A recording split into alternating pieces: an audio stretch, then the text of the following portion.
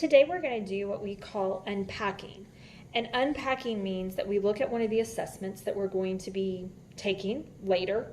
This one happens to be the assessment that we're taking at the end of Unit 1, so in about 3 to 4 weeks.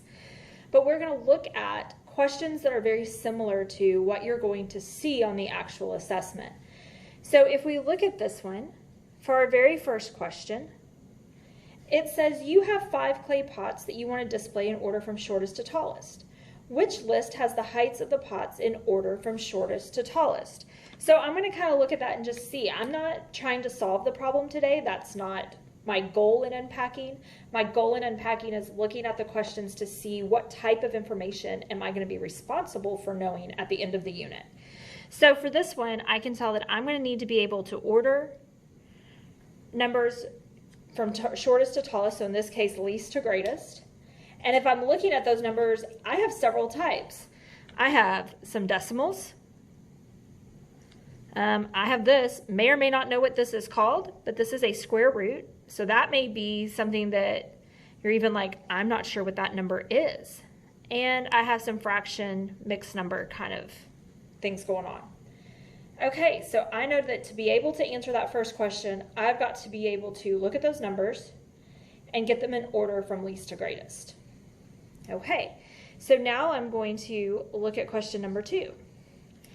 Question number 2 says, which of the following sets of numbers is in order from greatest to least? Well, looks like I'm doing basically the same thing, except this time I'm going greatest to least. And if I look at these numbers, I have fraction, I have a decimal, I have a percent, another fraction, percent, fraction, decimal. Okay, so it looks like everything is fraction, decimal, or percent. So that tells me that I need to be able to convert numbers back and forth in all of these forms, or maybe find a trick in my calculator, hint, hint, that's coming, that will help me put these numbers in order from least to greatest. Okay, so question number 3. So far, those first 2 questions, really not a skill that we don't know. We know how to order numbers. You learned that in kindergarten, right? You learned how to say 1, 2, 3, 4, 5, or 2, 7, 18, 23. You learned how to put numbers in order. The difference now is you have some different types of numbers. You've got some decimals, some fractions, some square roots, some percents, okay? But it's a skill that we already have. We're just going to have to look at the types of numbers and make sure that we're familiar and comfortable with how to convert those or how to use devices to help us. All right, so question number 3. The water levels of 5 Texas lakes were measured on the same day in 2010. The table below shows the number of feet above or below normal level for each lake. Okay, and then they give us a table. And it looks like we've got some decimals in there, positives and negatives. And then it asks us to order these from greatest to least. Well, that one's kind of handy. We really only have decimals.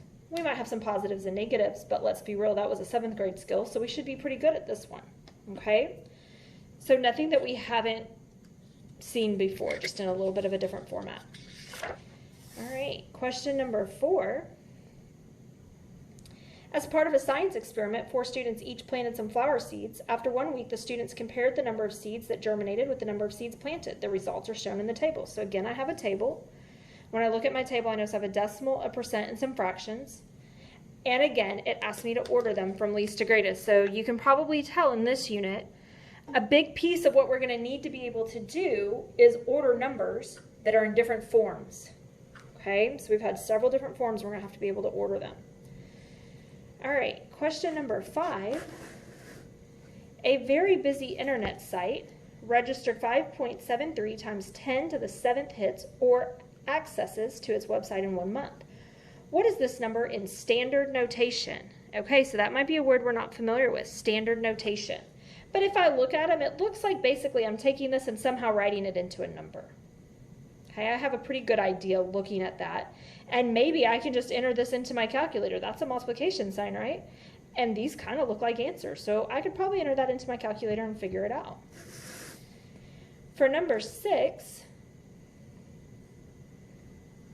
the average distance from Earth to the Sun is 9.3 times 10 to the 7th miles. The average distance from Mars to the Sun is about 1.4 times 10 to the 8th miles. When both planets are at their average distance from the sun, how much farther is Mars from the sun than Earth? Okay, so we know farther usually means that we're doing some subtraction.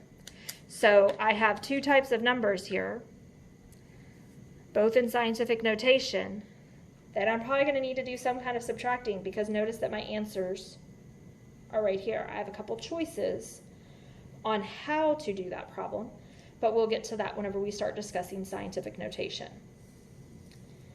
Question number 7. Oh, look, I have another. So it says the number, this, in scientific notation is 4.89 times 10 to the nth. What is the value of n? So I need to be able to identify scientific notation and find the value of n. So again, obviously scientific notation is going to be another large topic that we're going to need to be able to do at the end of this unit. What is the value of 7.5 times 10 to the 5th in standard form? Okay, so again, just taking that scientific notation and converting it to standard form.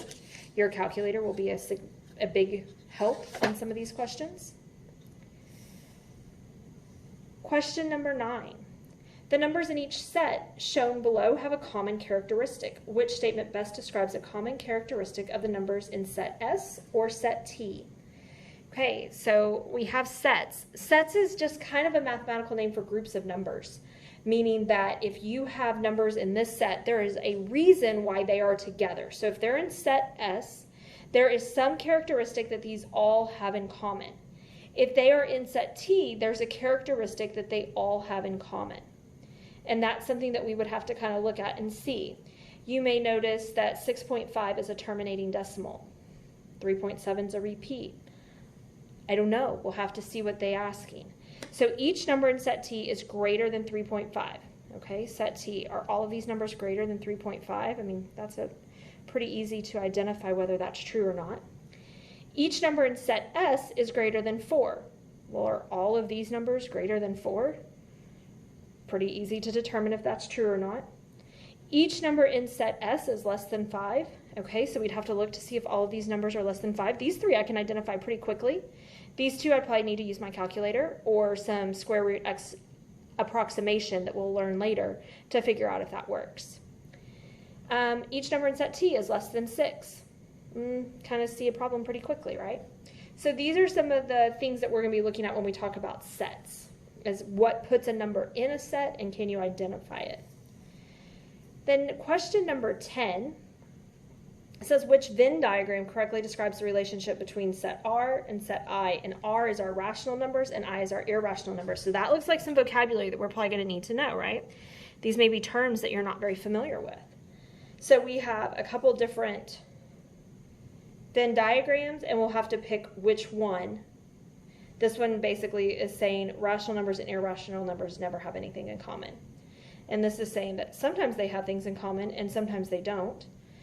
This one is saying that all rational numbers are irrational, and this one is saying that all irrational numbers are rational numbers. Okay, so that's going to be a discussion when we get into rational versus irrational numbers. Question number 11, which of the following sets contains only rational numbers? So again, looks like a definition. We need to understand what rational numbers are, and once we know that, this would be an easy thing to answer. Number 12, Jared's teacher has written a mystery number clue on the chalkboard. The mystery number clue is, I am a number close to 8. Which is the best choice of irrational number for Jared to choose if he wants to find the mystery number? Okay, so we would be choosing from here which one is an irrational number close to 8. Okay, so again, we've got to know our definition of rational versus irrational. Question number 13 says, during an activity in her math class, Janika was asked to correctly place the square root of 27 on the number line. Which best represents the square root of 27? And so this is one of those that we kind of looked at before where we talked about we're going to need to understand what square root means. And again, our calculator will help us greatly with that. And then finally, question number 14. Which of the following numbers would make 7 is less than x, which is less than 8, a true statement?